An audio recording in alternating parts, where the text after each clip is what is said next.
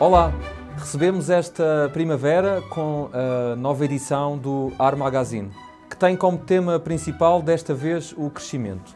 Cá está a sexta edição do Ar Magazine, uma ilustração, como sempre, bastante apelativa, que dá com certeza vontade de ler o seu interior. Este é um número 6 de uma publicação da Junta de Freguesia de Arroios, escrita em 4 línguas: português, inglês, mandarim e francês.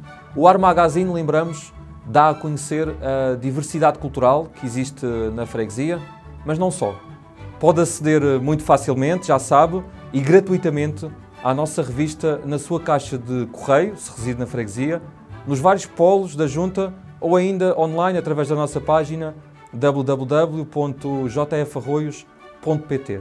Neste número em específico, falamos de Arroios como um lugar para crescer. Aproveitamos para mostrar um pouco do interior da revista. Cá está o índice, tudo com tradução em quatro línguas.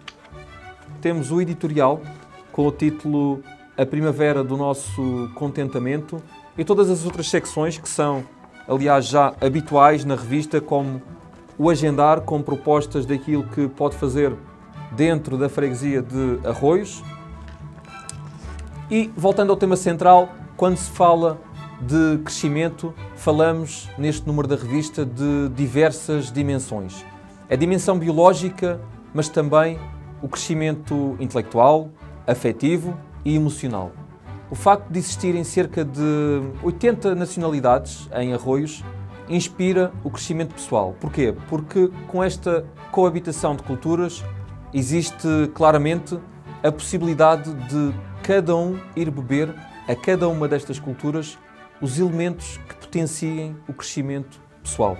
O crescimento pessoal é também um caminho que se faz à custa do vencimento dos medos e é um caminho onde a falha está também presente, de uma forma muitas vezes dolorosa, mas também necessária.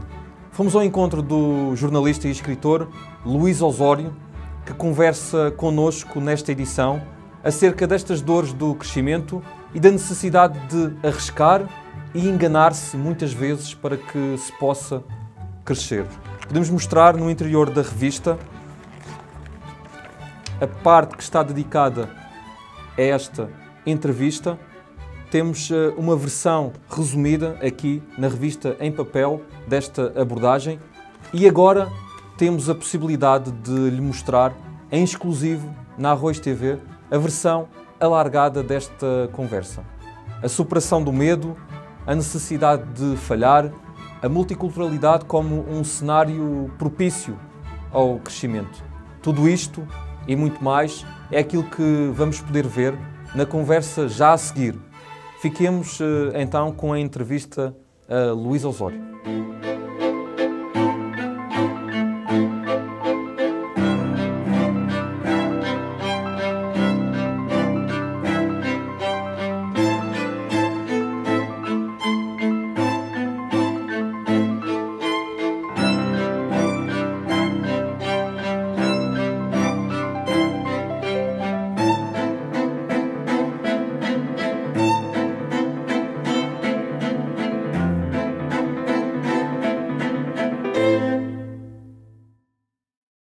Quero, antes de mais, agradecer a Luís Osório. Obrigado por ter aceito o convite do Ar Magazine para esta edição. É jornalista, autor de programas de televisão, tem 4 livros publicados. O tema central desta edição do Ar Magazine é o crescimento nas suas diversas vertentes, biológica, intelectual, afetiva, entre outras. Que viagem é esta a que se convencionou chamar de crescimento humano? Bem, olha, começas por... Podemos tratar-nos por tu. Claro. Começas por falar do meu próprio crescimento, não, infelizmente, um crescimento intelectual. Bem, já lá vamos, porque eu não tenho a certeza se cresci intelectualmente, mas cresci em idade. 4 livros, jornalista, isto e aquilo, e de facto o tempo tem passado. E o tempo, aquilo que nós olhávamos para... Tu és mais novo do que eu, mas os nossos avós diziam sempre: isto passa muito depressa. E o que é certo é que eu hoje posso dizer, e é uma chatice terrível, passa mesmo depressa. E, portanto, o tempo vai crescendo e vai se multiplicando e nós não damos por ele. Hoje é um tempo, o tempo que vivemos é sempre um tempo com, nós fizemos nascer várias palavras que hoje são palavras que passaram a fazer parte do léxico e que enfim, empreendedorismo, inovação e crescimento também. As palavras, na regra geral, são sempre muito vazias, depois é a própria prática, é a própria experiência, é aquilo que se faz e não se faz que permite que possamos chegar a conclusões boas ou más. Por exemplo, o país, e já vou ao crescimento, porque o crescimento está muito ligado a uma ideia de inovação e de esperança, não é? Não há crescimento possível sem uma ideia de esperança e uma ideia otimista sobre o futuro. E isso parece muito claro. E a inovação está muito ao lado dessas ideias em que eu acredito muito. Um inovador é alguém que pensa uma estrada antes da estrada existir. Não é? Pensa numa resposta quando nem sequer existe uma pergunta para ela, uma urgência de pergunta. Mas em Portugal há um grande drama, é que não há inovação sem falha. Porque um inovador é aquele que erra muitas vezes, erros inteligentes, mas que levam a que consiga encontrar o tal caminho que não se consegue, a não ser por um verdadeiro milagre, que acontece também, não se consegue sem chocarmos muitas vezes contra um muro. E Portugal é um país que não lida muito bem com a falha. Os grandes empresários falam muito, grandes, médios e pequenos empresários falam muito da inovação, mas depois há sempre um preço a pagar quando algum dos seus colaboradores, trabalhadores, falha, não é? Lidam muito mal com a falha. Portanto, é um país que fala muito da inovação, mas dá muito pouca importância verdadeira e condições para que exista a inovação. Nesse sentido, é um país que tem sempre muitos problemas em crescer. Em ter uma ideia de crescimento, em ter uma ideia otimista. Creio que hoje, por várias circunstâncias, e se calhar poderemos falar sobre isso, há um movimento que até também é político, no sentido de reinventar o otimismo, que é a única forma de verdadeiramente podermos crescer. A falha também é essencial no crescimento pessoal. É essencial, é essencial. Nós temos muito medo no nosso crescimento, crescimento de cada um de nós, temos muito medo do tal muro, de esbarrar contra o muro, de falharmos. Temos muito medo da morte, não é? Temos muito medo da perda. E essa ideia de medo, que havia um filósofo, José Gil, que dizia o medo de existir, esse medo acaba por nos travar um pouco o passo. Acho que o otimismo vive e tem o seu terreno fértil quando o medo é muito menos forte do que a vontade de avançar, independentemente daquilo que nos pode acontecer no caminho. E acha que esse medo é superior nos portugueses, comparando com outras nacionalidades? É sempre muito difícil quando fazemos e extrapolamos. Os latinos, até por uma grande influência de uma cultura judaico-cristã, de uma igreja católica que foi sofrendo várias variações, mas que sempre foi centrada numa ideia de medo, de receio, o receio do inferno, o receio do purgatório, o pecado, e dificuldade de redenção, os pecados mortais, etc. Portanto, nesse sentido sim, mas hoje a Europa vive numa situação que é uma situação, por exemplo, de grande contradição. Por um lado, nós temos as ferramentas para conseguirmos ser otimistas e acreditarmos no futuro, mas, por outro lado, estamos a viver num ambiente de receio, de medo, que nos está a travar essa ideia de otimismo. Portanto, neste momento julgo mesmo, que é um momento decisivo da nossa história, porque temos que ganhar a batalha contra o medo para conseguirmos crescer e crescer sem qualquer constrangimento.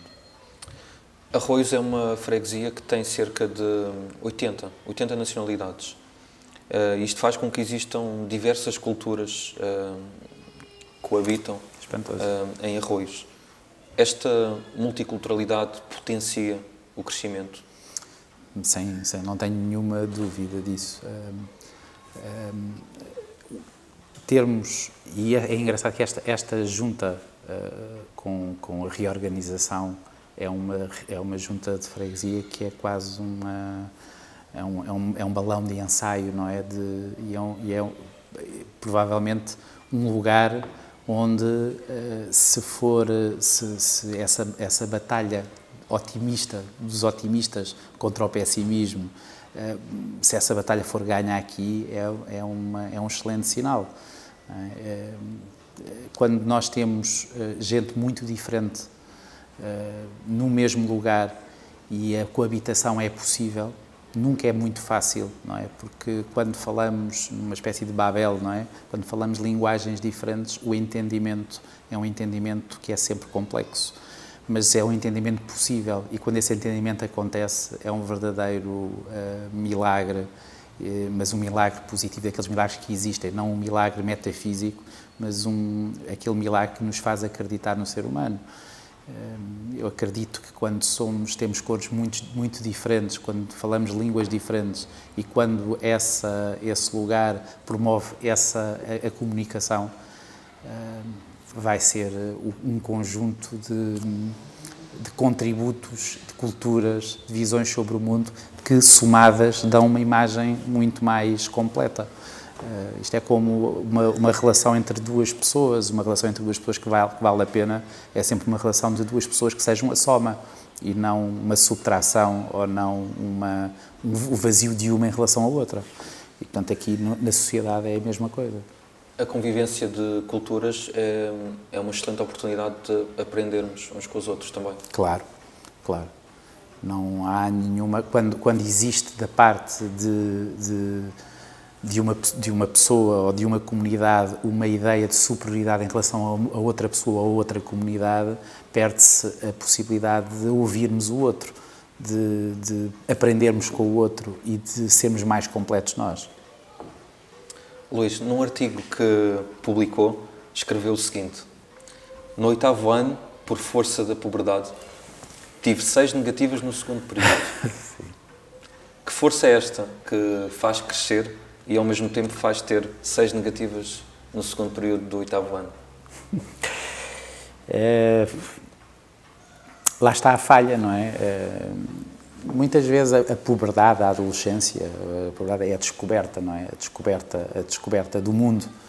E a descoberta do mundo faz-se de variadas formas e cada pessoa, isso daí, é um lugar comum. Embora eu goste muito de lugares comuns, porque o lugar comum é o lugar onde mais gente se sente confortável e entende. E portanto, eu gosto de lugares comuns, se calhar ao contrário de muita gente, que foge deles como o diabo da cruz. Um lugar comum é que cada pessoa é mesmo um mundo diferente e apesar de termos traços óbvios, enfim, nós temos uma cultura, eu e tu, que é uma cultura que nos faz pensar de uma forma estamos no mesmo quadrante, digamos assim. Mas depois, eu e tu somos totalmente diferentes na forma de agir perante uma situação, de a potenciar. Os nossos medos certamente serão diferentes, os nossos sonhos serão diferentes. No caso da minha puberdade, ou do início da minha adolescência, foi um início extremamente conturbado, em que eu achei, e estava absolutamente convencido de que a minha via de crescimento era uma via que transcendia a escola e transcendia o ter boas notas nas disciplinas. Portanto, foi um caminho que acabou com uma conversa com o meu pai. Aliás, a primeira, nunca tínhamos tido uma conversa até aquela altura, numa viagem de elétrico ali para os restauradores, dos restauradores para o Bairro Alto, em que ele me perguntou então pelas notas e eu disse, não, está tudo bem. Ele disse, então eu enganei-me porque fui à escola e vi que tinhas tido 6 negativas. E eu percebi aí que, depois acabei por passar o ano, mas percebi aí que o crescimento talvez não fosse por ali. E acabei por pôr a vela no saco e seguir a via normal. Tem 4 livros publicados, é jornalista. A escrita pode ser também uma forma de crescimento? Sim. A escrita ou o pensamento é o pôr-nos em causa, o procurar sinais de entendimento sobre as coisas, de compreensão sobre as coisas, de compreensão sobre o outro. São sinais de crescimento que me permitem depois ter melhores, aproveitar da vida e ter melhores decisões, apesar da vida ser uma caixa de surpresas, não é? Nós entramos por uma porta e não entramos por outra. Cada processo de decisão é um processo em que decidimos uma ideia e não decidimos outra. E, portanto, neste processo de escolhas é importante nós estarmos apaziguados em relação àquilo que são os nossos pilares. Quando não temos pilares, não sabemos exatamente para onde vamos. Portanto, o que não quer dizer que quem tem esses pilares não erre tanto como os outros, mas há uma grande diferença entre errar sabendo para onde se vai e errar não sabendo exatamente o que se quer. São coisas diferentes. Num texto que partilhou online, numa rede social, fala do envelhecimento e passamos a citar: é quando envelhecemos que nos devemos dar uns aos outros. Aliás, que nos devemos dar aos outros. Porque quando os anos passam, em nós, somos mais uma história do que uma pessoa, mais um livro do que um corpo. Que história é esta de que fala e porque é que para si ela vai tomando o lugar da pessoa com o envelhecimento? Porque, aliás, basta vermos aqui na nossa junta, neste lugar que é tão diferente, não é? Tem a elite, tem as elites, quando vemos ali o Versalhes, aquela zona da Saldanha, e temos aqui as pessoas que passam dificuldades. E temos também pessoas que envelheceram e que estão nos bancos e se percebe, e muitas vezes não são ouvidos. E quando os ouço, sinto sempre isso. Aquela pessoa é mais do que uma pessoa, já é uma história. E de facto cada pessoa tem uma história para contar, uma história que daria certamente um romance, porque em algum momento sempre, lembro-me sempre, faço uma à parte, porque num programa que fui autor e que está agora a ser reposto na RTP Memória, ou Portugalmente, tinha uma ideia que era uma ideia que se tornou uma obsessão muito grande, que era fazer um programa com pessoas que pediam e perguntar-lhes o que é que eles sentiram a primeira vez que estenderam a mão. E é de facto um momento que é um momento muito impressionante, muito limite. E eu acredito que todos, mesmo as pessoas que têm uma vida aparentemente média, normal, sem nada que aconteça, há um momento em que existe uma encruzilhada que é decisiva e que é dolorosa. Portanto, as pessoas guardam em si próprios um património, e um património que os transforma numa história, e em certos casos mais do que uma pessoa, é mais do que uma pessoa, é mais do que um conjunto de órgãos e de inteligência que nos distinguem, não é? O que nos distingue verdadeiramente são as opções que nós fomos tendo ao longo da nossa vida, e a soma dessas experiências transforma-nos numa história, num livro. Eu gostava que quando partisse, as pessoas de quem eu gosto não me celebrassem com lágrimas, mas que me pudessem de vez em quando ler até o momento do esquecimento, até o momento em que deixamos de absolutamente ser lembrados.